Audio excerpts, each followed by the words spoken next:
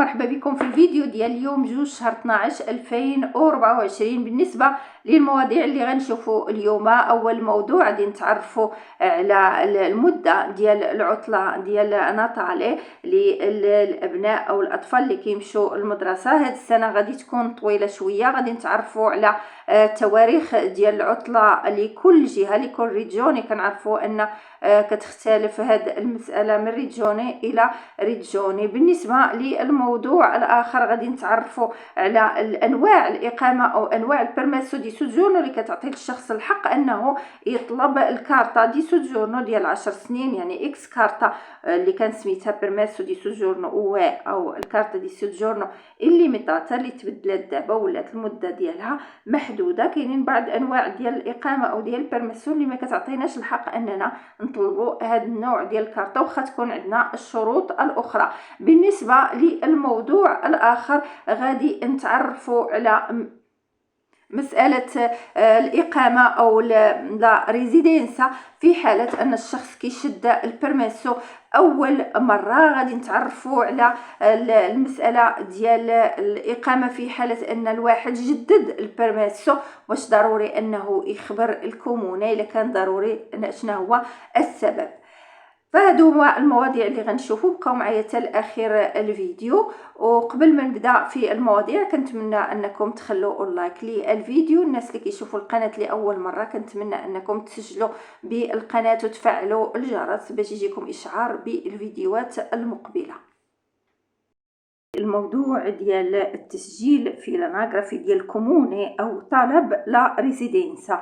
فطلب لا ريزيدينسا كي يقدر يديرو اي واحد، يعني اي شخص عنده فين ساكن، يعني عنده بيت. وحتى الناس اللي ما عندهمش واحد سكنه اللي قاره كيقدر انه يعمل لا ريزيدينسا اللي كتسمى ريزيدينسا سينسا فيسا ديمورا. وهذه المساله تكلمت عليها في فيديوهات سابقه. اللي بغى معلومات على هذه المساله فيرجع للفيديو، ونخلي لكم اللينك في صندوق الوصف.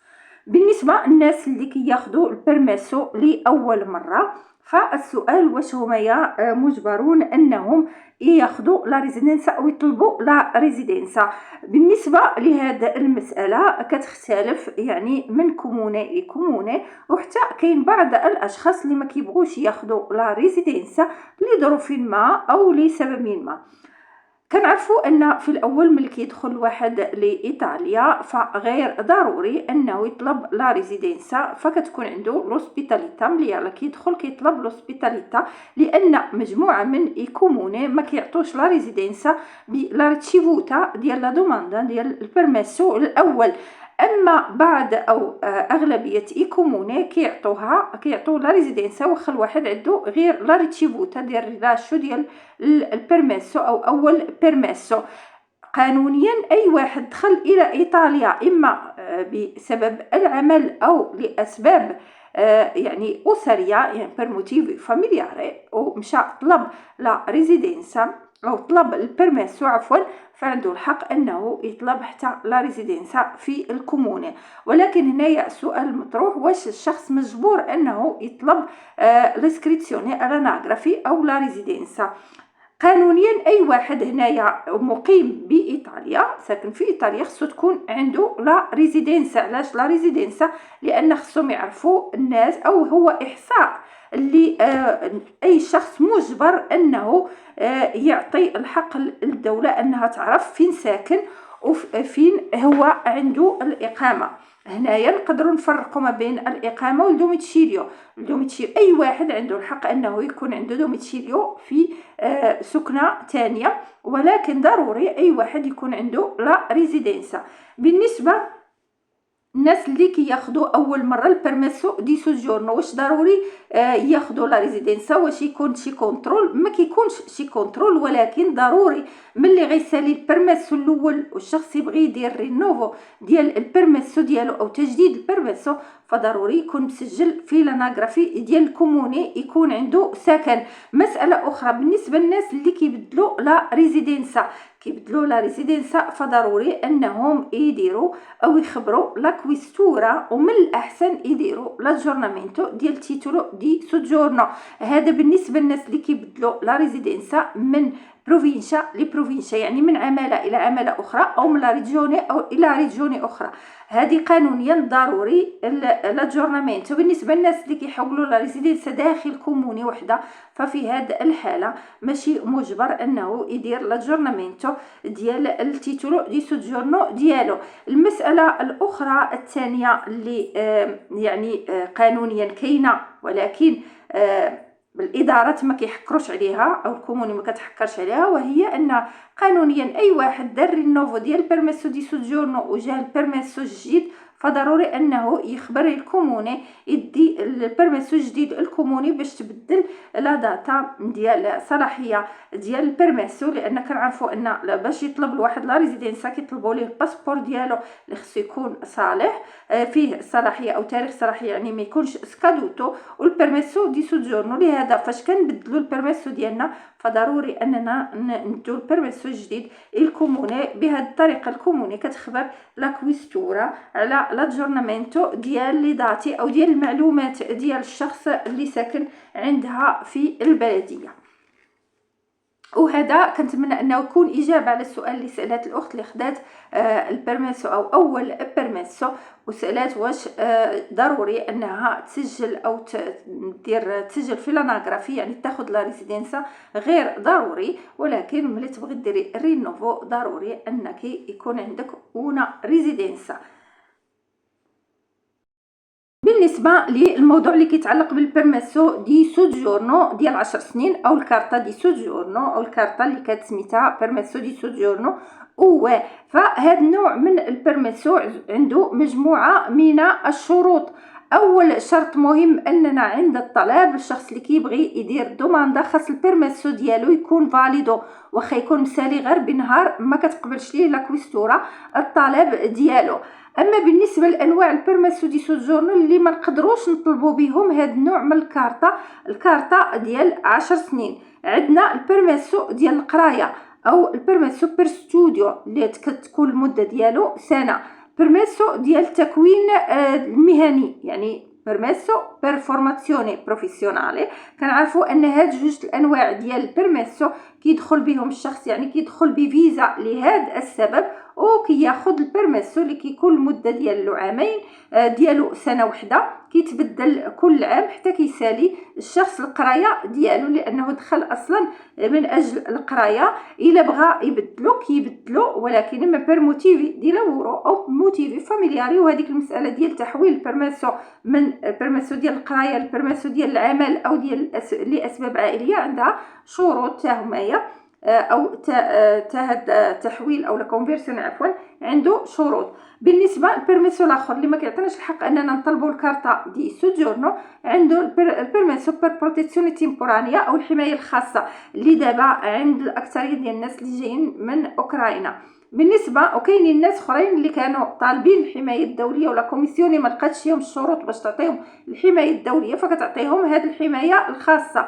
هاد الناس ماشي دائما ما يقدروش يطلبوا الكارتا، كيقدروا يطلبوها الا حولوا اول حاجه البيرميسو من بروتيزيوني تيمبورانيا لموتيفي دي لافورو او موتيفي فاميلياري. هذيك الساعه ملي كيشدوا البيرميسو يقدروا يعاودوا يطلبوا الكارتا، ولكن خص يكون عندهم الشروط الاخرى، الشروط ديال سوجورنو 5 سنين، الخدمه، البيت، ليدونيتا لوجاتيفا، يعني مجموعه من الشروط الاخرى.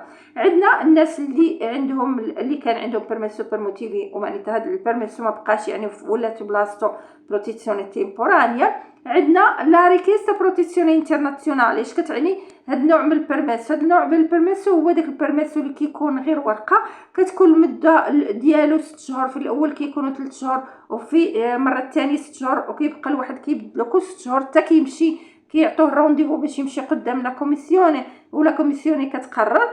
فهاد النوع ديال البيرميسو ما كيعطيش مجموعه ديال الامتيازات، يعني الواحد كيقدر يخدم به ولكن ما كيقدرش يحولو بيرموتيف دي لافورو، ما كيقدرش يطلب به الكارتا، ما كيقدرش يطلب به مجموعه من المساعدات حتى كيشد البيرميسو ديفينيتيفو اللي كيكون المده ديالو عام.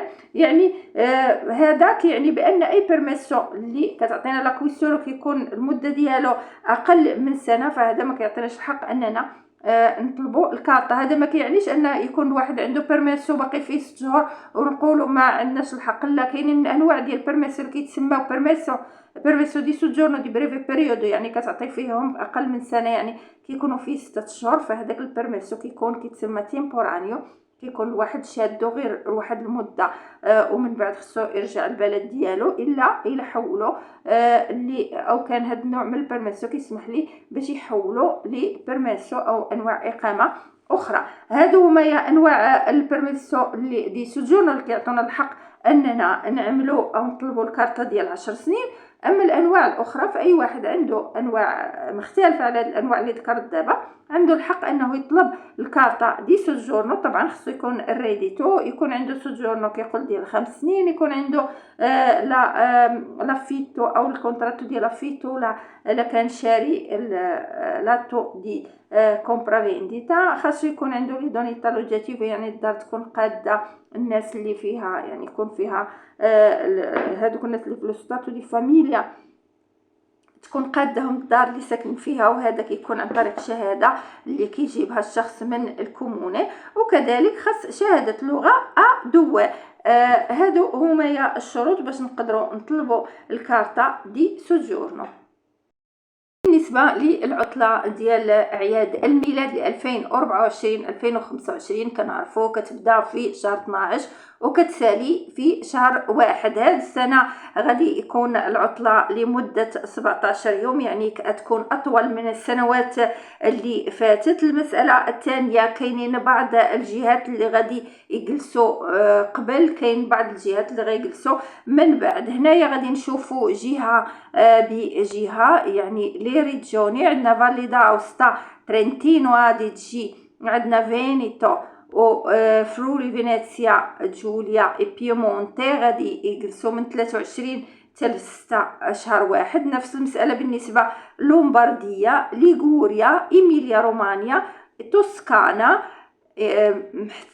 اما اومبريا لا ريجيوني اومبريا غادي يجلسوا من 21 حتى 7 شهر 1 2025، يعني غتكون العطله اطول. لاتسيو يعني اللي روما من 23 شهر 12 حتى 6 شهر 1. ابروتسو غادي يجلسوا من 24 حتى 7 شهر 1 2025. ماركي من 23 شهر 12 حتى 6 شهر 1. كامبانيا نفس المساله. موليزي من تاهما من 23 حتى شهر 6. بازيليكاتا من 24 12 2024 حتى 7 شهر 1 2025.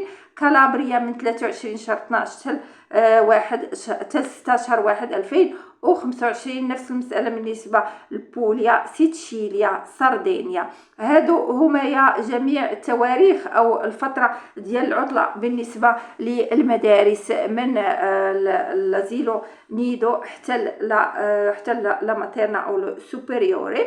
بالنسبة للجامعات هادوك عندهم توقيت خاص بهم، وبالتالي فالأيام اللي كيكونوا فيها الأعياد كيكون كل شيء ساد، يعني شركات وكذلك مدارس وجامعات. هذا هو الكالنداريو ديال 2024 2025 لهاد الفترة ديال أعياد الميلاد. كنتمنى أنكم تكونوا استفدتوا. نتلاقاو إن شاء الله في فيديو جديد وفي قضية جديدة.